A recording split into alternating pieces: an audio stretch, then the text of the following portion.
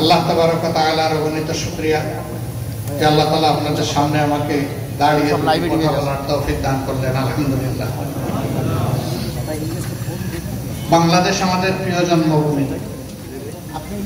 আমরা আমাদের প্রিয় জন্মভূমিকে হৃদয়ের গভীর থেকে ভালোবাসি। আল্লাহ তাআলার প্রতি আমরা কৃতজ্ঞ। তিনি দয়া করে এমন একটি দেশে আমাদেরকে পয়দা করেছেন, যে দেশের মাটির উপরে সম্পদ দিয়েছেন, মাটির গভীরে সম্পদ দিয়েছেন, পানিতে সম্পদ দিয়েছেন, বাতাসে সম্পদ দিয়েছেন। চতুর্দিক থেকে সম্পদ দিয়ে আল্লাহ আমাদেরকে ঘিরে রেখেছেন। ছোট্ট দেশ, বিপুল সংখ্যক জনসংখ্যা, কিন্তু আলহামদুলিল্লাহ আমরা এই দেশে মিলেমিশে যুগের পর যুগ ধরে বসবাস করছি। মুসলমান, হিন্দু, বৌদ্ধ, খ্রিস্টান আমরা পাশাপাশি শান্তির সাথে বসবাস করছি। এটাই কারণ যে দেশের বেশিরভাগ মানুষ মুসলমান, আর মুসলমানরা আল্লাহকে ভয় করে।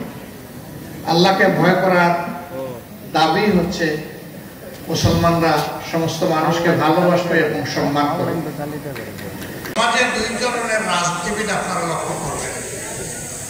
এক ধরনের রাজনীতিবিদ আছে, তারা যখন জাতীয় অথবা স্থানীয় নির্বাচন আসবে তখন আপনাদের জনে জনে, দুয়ারে দুয়ারে, ঘরে ঘরে তারা পৌঁছে যাবে।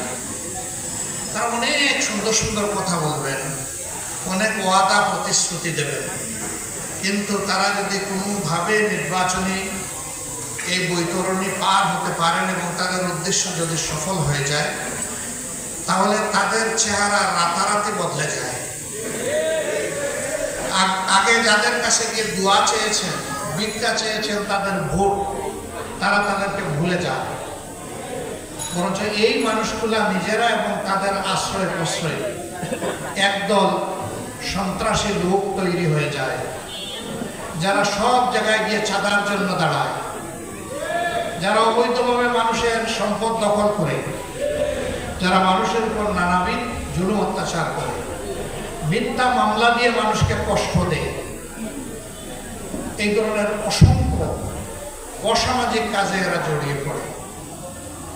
আবার যখন 5 বছর পরে তার ভোটের প্রয়োজন হবে, তখন এসে কাউকে খালাম্মা ডাকবে, কাউকে মা ডাকবে, কাউকে বোন ডাকবে, কাউকে বাবা ডাকবে, কারো মুখের দিকে তাকায় বলবে তোমাকে তো আমার আপন ভাইয়ের মতো মনে হয়। এরকম একজন ভাই একবার একজন এমপি সাহেবকে পরীক্ষা করতে গেছে। সে তার অফিসে গিয়ে ঢুকতে চায়, দারোয়ান ঢুকতে দেয় না। বলে যে আমার ছবিটা নিয়ে ওনাকে দাও, আমি ওনার ভাই, ওনার সাথে দেখা করতে আসছে। ছবি নিয়ে যখন দারোয়ান দিয়েছে এমপি সাহেবের হাতে, উনি রেগে ফেগে ফায়ার হয়ে গেছে। একটা প্রতারক, ধোঁকাবাজ, এরা আমি চিনি না, সে আমার ভাই দাবি করছে, ওরে ঘাড়ে ধরে বের করে দাও। দারোয়ান যখন বলছে যে উনি তো আপনাকে ওনার ভাই স্বীকার করেন না, তো আপনি ভাই বললেন কেন? উনি তো বলছেন আপনাকে এখান থেকে বিদায় করে দিতে। এই লোকটা বিনয়ের সাথে বলছে আমি চলে যাব, উনাকে বলো উনি এসে যেন আমাকে বিদায় করে দেয়। যাচ্ছে না, সে শক্ত হয়ে পিছলাম হয়ে সেখানে দাঁড়ায় আছে। দারোয়ান বিরক্ত হয়ে গিয়ে বললো স্যার এখন তো পিটা দিয়ে এখান থেকে সরাতে হবে, তবে বলছে আপনি যদি এসে বলেন যে চলে যাও, সে চলে যাবে। ওই কোথাকার কোন বিপদ আসছে, আচ্ছা চেয়ার সেরে বসছে, উঠে এসে বলে এই তুমি কে? ওই যে আমি আপনার ভাই।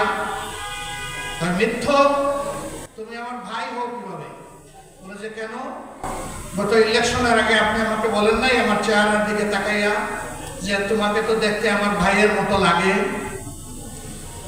ও তাই বলছিলাম না, এটা তো ইলেকশনের জন্য বলছিলাম। প্রিয় ভাইয়েরা, এরকম কিছু লোক আছে তারা ওই রাজনীতি বিশ্বাস করে। আবার কিছু লোক আছে তারা জনগণের দেওয়া আমানতকে নিজেদের জন্য বোঝা মনে করে।